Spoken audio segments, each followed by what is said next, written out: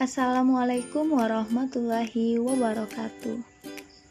Kami dari kelompok 4 pada mata kuliah laporan seminar akuntansi keuangan yang beranggotakan Gustri Maizalmi, Asratul Rahmi, Kinda Putri Dania, dan Sri Salvina Devi Maharani.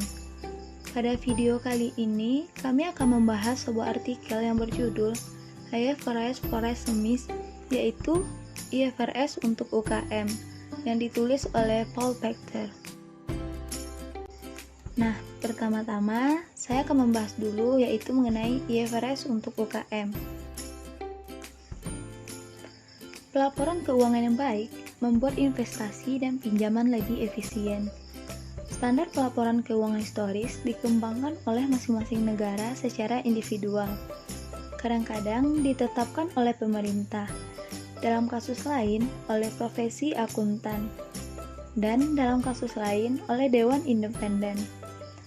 Standar nasional masuk akal ketika perusahaan mengumpulkan uang dan investor mencari peluang investasi hanya di negara asal mereka. Tetapi, perubahan besar telah terjadi dalam 35 tahun terakhir, globalisasi pasar modal dunia. Sekarang, investor mencari peluang investasi di seluruh dunia, dan perusahaan mencari modal dengan harga terendah dimanapun. Hampir setiap hari kita membaca tentang merger antar negara, dan investor individu dapat membeli saham di pasar sekuritas di seluruh dunia. Dalam pasar modal global, perbedaan akuntansi membuat laporan keuangan kurang dapat dipahami dan mempersulit perbandingan yang ingin dibuat oleh investor dan kreditor, sehingga menghambat alokasi modal yang efisien. Hal ini berlaku sama untuk modal ekuitas dan modal hutang, dan juga untuk perusahaan besar dan kecil. Nah, selanjutnya, mengapa harus menggunakan standar akuntansi global? Standar pelaporan keuangan global berkualitas tinggi diterapkan dengan hati-hati dan ditegakkan secara ketat, menguntungkan bagi penyedia modal dengan yang pertama, menyajikan informasi keuangan yang dapat dimengerti baik di dalam negeri maupun antar negara. Yang kedua, meningkatkan komparabilitas antar entitas. Dan yang ketiga, meningkatkan tingkat kepercayaan yang dapat dimiliki penyedia modal dalam laporan keuangan yang mereka terima. Nah, standar global ini juga menguntungkan perusahaan yang mencari modal dengan mengurangi biaya kepatuhan, memungkinkan akses ke sumber modal internasional atau luar negeri dengan menyediakan informasi keuangan dalam bahasa global yang dapat dimengerti. Dan yang terakhir, menghilangkan ketidakpastian lain yang mempengaruhi biaya modal mereka. Nah, standar global juga meningkatkan konsistensi dalam kualitas audit dan memfasilitasi pendidikan dan pelatihan serta pengembangan perangkat lunak. Selanjutnya, mengapa standar global untuk UKM? Penggunaan IFRS yang terus meningkat ini di seluruh dunia atau secara langsung atau melalui konvergensi nasional terjadi bersamaan dengan perluasan IFRS itu sendiri. Dibuat lebih ketat dan lebih rinci, dan dengan menangani masalah yang sulit menjadi lebih kompleks. Tidak mengherankan perusahaan kecil mulai mengungkapkan keprihatinan bahwa standar yang kompleks dan rinci tersebut berada di luar kebutuhan dan kemampuan mereka. Dan laporan keuangan yang dihasilkan, meskipun sesuai untuk investor di perusahaan terbuka, tidak ditujukan pada jenis keputusan kredit dan pinjaman yang paling banyak digunakan. Penggunaan laporan keuangan perusahaan kecil harus membuat, dan kata perusahaan kecil, volume dan kompleksitas pengungkapan yang diperlukan memberatkan dan berlebihan. Pada akhir 2003, IASB memutuskan untuk mengembangkan standar terpisah untuk perusahaan kecil sebagai tanggapan atas permintaan yang luar biasa dari regulator, pembuat standar, usaha kecil, dan auditor di negara maju dan berkembang di seluruh dunia. Pemberi pinjaman, vendor, pelanggan, lembaga pemeringkat, pemodal ventura, dan investor luar semuanya menggunakan laporan keuangan UKM untuk membuat keputusan kredit, pinjaman, dan investasi. Itu adalah keputusan lintas batas, kualitas tinggi, informasi yang sebanding disesuaikan dengan kebutuhan mereka, penting bagi mereka, yaitu oleh karena itu ada kepentingan publik dalam pelaporan keuangan yang sehat dan transparan oleh perusahaan kecil. UKM biasanya tidak memiliki kemampuan untuk memenuhi semua kompleksitas IFRS lengkap, yang mencangkup banyak pengungkapan terperinci yang dirancang untuk memenuhi kebutuhan pasar modal publik. UKM juga tidak sering memiliki sumber daya untuk mempekerjakan pakar dari luar untuk membantu mereka mematuhi kebijakan. Realitas lebih lanjut di beberapa yurisdiksi adalah bahwa kualitas implementasi IFRS penuh atau pedanan lokal yang terkonvergensi perlu ditingkatkan. Ini khususnya benar dalam kasus perusahaan kecil dan negara berkembang. Selanjutnya, bagaimana IFRS untuk UKM berbeda dari IFRS lengkap? IFRS untuk UKM disesuaikan untuk perusahaan kecil. Ini disusun berdasarkan topik dan berfokus pada kebutuhan pemberi pinjaman, kreditor, dan penggunaan laporan keuangan UKM lainnya yang terutama tertarik pada informasi tentang arus kas, likuiditas, dan solvabilitas. IFRS untuk UKM mencerminkan 5 jenis penyederhanaan dibandingkan dengan IFRS lengkap. Yang pertama, beberapa topik dalam IFRS lengkap dihilangkan karena tidak relevan dengan UKM pada umumnya. Yang kedua, beberapa opsi kebijakan akuntansi dalam IFRS penuh tidak diperbolehkan karena metode yang lebih sederhana tersedia untuk UKM. Yang ketiga, banyak dari prinsip, pengakuan, dan pengukuran yang ada dalam IFRS penuh telah disederhanakan. Yang keempat, diperlukan pengungkapan yang jauh lebih sedikit atau pengurangan sekitar 90% dari IFRS penuh. Dan yang terakhir, teks IFRS lengkap telah dirancang ulang dalam bahasa Inggris biasa agar lebih mudah dipahami dan diterjemahkan. IFRS untuk UKM tidak membahas topik berikut yang tercakup dalam IFRS lengkap. Yang pertama, laba per saham. Yang kedua, pelaporan keuangan interim. Yang ketiga, pelaporan segmen. Dan yang terakhir, akuntansi khusus untuk aset yang dimiliki untuk dijual. Siapa yang dapat menggunakan IFRS untuk UKM? IFRS untuk UKM menetapkan prinsip sederhana untuk mengidentifikasi perusahaan mana yang memenuhi syarat untuk menggunakan standar. IFRS untuk UKM sesuai untuk entitas yang tidak memiliki kemampuan akun publik dan yang diwajibkan oleh undang-undang atau peraturan atau memilih untuk mempersiapkan laporan keuangan bertujuan umum. Laporan GPFS diarahkan untuk kebutuhan informasi keuangan umum dari berbagai pengguna termasuk investor luar, pemberi pinjaman dan kreditor lainnya, dan pengambil keputusan eksternal lainnya yang tidak dalam posisi meminta laporan yang disesuaikan untuk memenuhi kebutuhan mereka, kebutuhan informasi tertentu. GPFS menyajikan posisi keuangan hasil operasi, arus kas, dan perubahan entitas.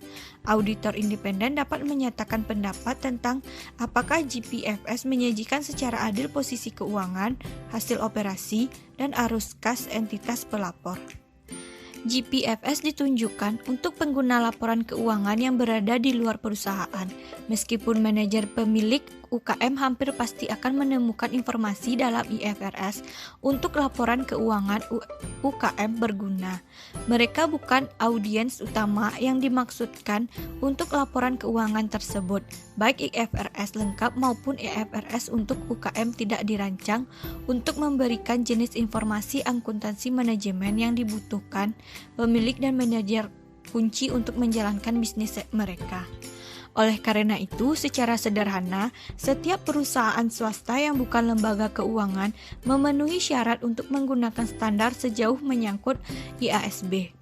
Tentu saja, terserah pemerintah atau profesi akuntan di setiap yurisdiksi untuk memutuskan siapa yang harus menggunakan IFRS untuk UKM, apakah wajib atau opsional, dan wajib jika opsional apa alternatifnya.